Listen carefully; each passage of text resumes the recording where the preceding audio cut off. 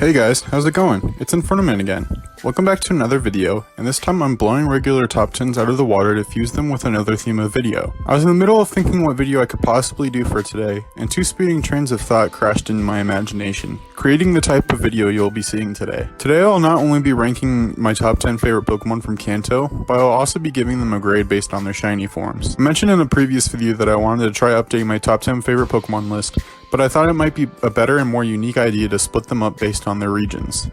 But of course, the grading twist will be mixed in as well. If you're excited for this video, smash the like button, consider subscribing to help me reach 275 subscribers by October 1st, and let's slide into the countdown. Teleporting its way into the number 10 spot, Mewtwo is the first to make it onto this list, and it's fairly simple to break down my reasoning why. I don't usually enjoy legendaries as much as other Pokemon, especially when you get them in the postgame when it becomes useless to even consider using them. However, Mewtwo has been a personal favorite Pokemon of mine before I had even touched an actual main series Pokemon game. I recognized it from Super Smash Bros. Melee, and I had just assumed that Mewtwo was the strongest Pokemon there was in the series. In the actual games, I've had Mewtwo on my team in Let's Go Pikachu, and although it wasn't used during the main game, it was the MVP in the rematches with gym leaders that I had to do to afford Pokeballs and shiny hunts, because let's be real, shiny hunts and Let's Go are expensive. I currently have a Mega Mewtwo X on the squad for the Pokemon X Randomizer Nuzlocke on the channel as well.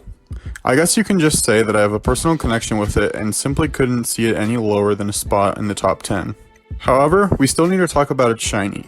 Mewtwo's shiny is very obvious, yet very simple. It replaces the purple coloring of its tail with lime green, and that's basically everything that would justify my grading. Although people despise lime green shinies, I must say I'm not one of those people. It isn't the greatest coloration, no, but it works on Mewtwo. Mewtwo's shiny gets a B ranking, because although it's not the best, the color doesn't completely take over and ruin the shiny. Dragonite soars into the number 9 spot, and my reasoning is a bit more complicated than Mewtwo. Dragonite was a Pokemon I 100% didn't know of until I was introduced to the series at the age of 8, and was fooled into thinking that it was the product of mating between Charizard and Gyarados.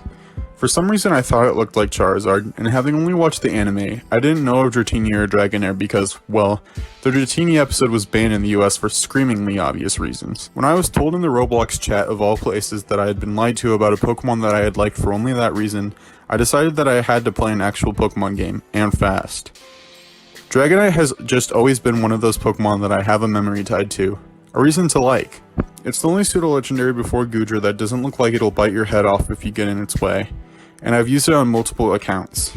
But while Dragonite is easily a fan favorite, its shiny doesn't receive the same support, especially not from me. Dratini and Dragonair have really solid shinies. Dragonite doesn't make it into the cool shinies club. Instead of keeping the color in its original forms, it turns a puke green that I couldn't see anyone actually liking. Not to mention that the coloration of the inside of the wings turn a sickly shade of pink that doesn't work with green at all. No matter how much I love Dragonite, it simply cannot save its current shiny form. Sorry Dragonite, but your shiny gets a solid F. Knocking its way into the number 8 spot, the next greatest Pokemon from Kanto simply has to be Poliwrath. The entire Poliwag line has played a major part in multiple Pokemon playthroughs, including my favorite Kanto run of all time, the first time I played Leaf Green. That team basically decided a bunch of the Pokemon on this list, and really gave me a perspective on how one decides their favorite Pokemon. Poliwrath wasn't on the team for the entire game, but for practically half of the game, it was the best water type I had ever used. Ripping through a ton of random trainers was really exciting with my top 3 team members, and Poliwrath was one of them. I dropped it from the team when I received the EV from Celadon City when I decided to evolve it into Vaporeon, but as I said my goodbyes to Polibow, named after Red's Poliwhirl from the Pokemon Adventures manga series, I just knew that I had a strong connection with this Pokemon. That makes it a good thing that I really like its shiny. Poliwrath's blue coloration, which is basically its entire body, gets changed to what I'd say is a much better looking shade of green, and just becomes what it's based off of, a frog. I really admire this shiny, and honestly, it definitely deserves a B+. Flame charging into the number 7 spot, Rapidash lands on the list as the second Pokemon from my original Leaf Green team. I'm not embarrassed to embrace where I came from, and it's 100% not wrong to be one, but when I was younger, I was a brony.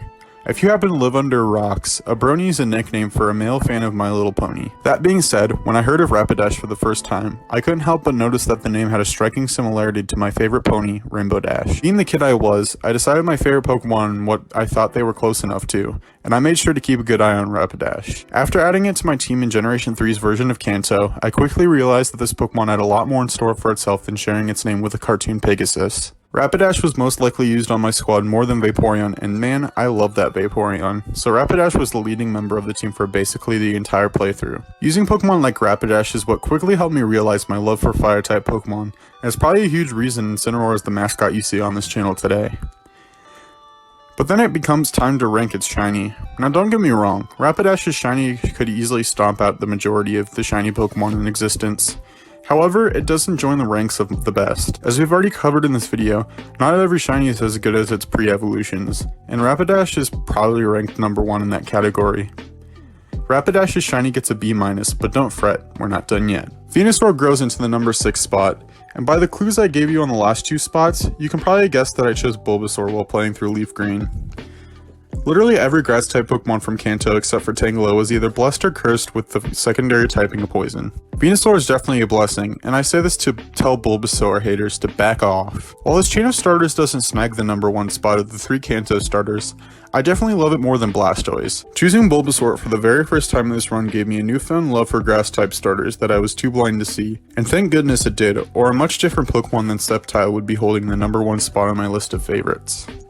Venusaur just brings back so many memories of when I only had the perception of Pokemon existing in generations 1 and 5, and definitely does not deserve the hate it gets, which isn't much to say. While deciding on where to put the shiny on the grading list, I was a bit torn because I knew it was at most a B+, but definitely not worth a B-. I decided on a neutral B because that just sticks it in between the two and basically justifies the fact that I'm usually indecisive about the shiny altogether. Possessing the number 5 spot is the original ghost-type Pokemon Gengar. Gengar was another Pokemon that I knew of, but didn't know what it was or what its name was until I got into Pokemon. I always scratched my head about how Ash got rid of his Haunter after basically cheating his way through Sabrina's gym because Gengar's too good of a Pokemon to just ditch after using it to crack up the next gym leader on your journey. Thankfully, Ash catches and keeps a Gengar in the newest season of the anime, and I don't think they could have done Indigo League any more justice than by doing this for Ash. I've always loved the design of this Pokemon as well, and I have probably used it in every Kanto playthrough but Let's Go and Leaf Green. I simply do not know a single person who dislikes Gengar or can even give a valid reason why they dislike it, unless they put it into competitive terms. It's just one of those Pokemon that gets you to realize just why Gen 1ers stick with the original generation. It seems almost impossible to hate Gengar for any reason, and that would be true for myself. However, I very much dislike its shiny, and without thinking about it too much harder, I gave this shiny an F. It's just not that different from its original colors, and I once spent an hour on Google looking for its shiny form because I thought it just wasn't providing me proper images. Yeah, it's that bad. It's definitely better than Garchomp, who would get an F- if that grade existed, but we're giving Gengar a solid F. Buzzing into the number 4 spot is Beedrill, and I never truly appreciated this Pokemon until Let's Go Pikachu. I had always seen Beedrill as that Pokemon that placed in the anime for comedic effect because of the fact that almost every time a Beedrill is featured, it's chasing after at least one character. It was just that classic bug-type Pokemon that happened to exist, and to be honest, I had to come to appreciate Vespiquen as the much better bee Pokemon. However, this mindset changed when Let's Go Pikachu was released. You might recall, unless you happen to not notice, that when the Generation 7 remakes of Pokemon Yellow were released on the Nintendo Switch, many people around the world were getting very excited about the random encounters they were getting with shinies that happened to show up during their playthrough, because shiny Pokemon were very, very common in those games, because they showed up in the overworld. However, being the impatient and jealous type of person I am, I decided to do a shiny hunt and play it off as a random encounter. I don't know how I thought anyone would believe I would be in Viridian Forest 3 days after the game came out, but I decided to go for a Weedle hunt because they are simple to catch. After 900 encounters, which doesn't take as long as the other games, I finally found a shiny Weedle. Because I caught so many Weedle, I had tons of Weedle candies in my bag, and since the game was new, and I've never been an Ivy or Eevee type of guy myself, I gave the Weedle as many candies as it could take. This resulted in a very strong Elko every time shiny Beedrill, and you had better believe that this bee could Mega Evolve. This usage of Beedrill from Erica's gym all the way through the end of the game made me realize how important Beedrill is when it comes to bug-type Pokemon, and I love it more than I ever had before. Now when it comes to its shiny, Beedrill knocks it out of the park. I know anyone could come up with a better shiny for Beedrill, and I've even done the same before, but when it comes to a dark green and black color combination on literally anything, I will definitely love it. Shiny Beedrill gets a solid A, and I can't think of any reason to give it a lower score than that.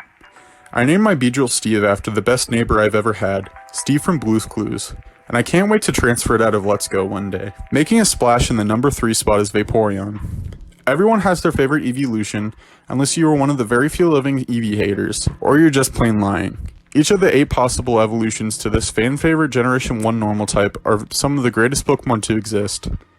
Vaporeon happens to be my favorite one. The biggest reason why, as you might have guessed, is my original Leaf Green team. When deciding what to evolve this Celadon Eevee, I had 3 obvious choices. I could evolve it into Jolteon and decide what to replace. I could evolve it into Flareon, cringe every time I used it, and replace Rapidash, or I could go with Vaporeon and replace Poliwrath. As you might have realized by now from my previous story and the fact we're currently talking about it, I obviously chose Vaporeon. If not for Rapidash, I truly think I would have finished off the playthrough as a solo run of Vaporeon, but my team was chock full of some of my favorites, so I simply could not. With all of these positive things to come from me about Vaporeon, you'd think that would be the same for its shiny, and sadly, that's just not true. A lot of water-type Pokemon, and just blue Pokemon in general, had magenta shinies in the early games, and I'd say I dislike the uncreativity of that more than lime green shinies. Vaporeon had so many good opportunities for great shiny colors, but they just went with a bland shade of magenta instead. The shiny gets a C+, but only because it's not the worst they could have done. Waddling into the number 2 spot is far-fetched. You may have heard me mention in the past that if I had made a top 15 or even top 20 Pokemon list, Farfetch'd would have been the number 11 spot. I loved Farfetch'd as a kid. It just had a completely different name that was unique from the rest of the Pokemon, and I admired it for it. I even changed my name on Instagram to contain the word Farfetch'd. I just don't recall exactly what it was. When I was old enough to come to the realization that certain Pokemon needed evolutions, Farfetch'd was 100% on that list of Pokemon that needed one. After finding out that we almost had one in 1998, 5 whole years before I was even born, I hope that the existence of Obstagoon meant that Farfetch'd would be getting the justice it so rightfully deserved. And thanks to James Turner and the rest of the designers at Game Freak, my wish came true. When it comes to Cantonian Farfetch'd shiny, it's not terrible. How many ways could it be improved? I gave the shiny a B- because honestly, it could do better. Soaring into the number 1 spot would have to be none other than the flame Pokemon Charizard. Before I get Charizard is overrated comments, which I can honestly hear already, I just want to simply state that I agree 100%. Charizard gets too much spotlight and really only needed 1 Mega. However, the love it receives from fans is 100% justified. Charizard is a major face of the Pokemon franchise. It's one of Ash's most iconic Pokemon, being one of the very few that has returned to his team in future gens. It's been a part of Super Smash Bros. Since 2008 and has been a major staple of competitive Pokemon for a very long time. Charizard has a ton of weight on its shoulders from the classicity of its existence and how important it is to Pokemon. I hear people talk about how Charizard is overrated all the time, but not once have I heard anyone state that they hated it. Charizard used to be my favorite Pokemon of all time, and hey, it's still in my top 10 favorites, but it's definitely not a bad Pokemon. Moving on to its shiny, it's 100% a great shiny.